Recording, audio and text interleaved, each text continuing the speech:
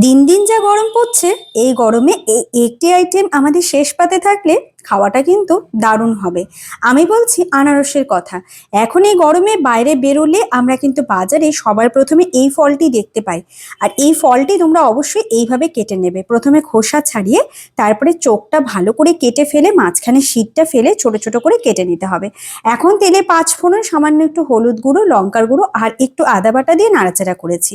টুকরো করে কেটে রাখা আনারসটা দিয়ে পরিমাণ মতো লবণ হলুদ দিয়ে একটু ঢেকে রেখে দেবো প্রায় 15 মিনিটের জন্য। একদম লো আছে। ঠিক 15 মিনিট বাদে ঢাকা সরিয়ে টুকরোগুলো আরো ছোট ছোট করে এইভাবে ভেঙে দেবো।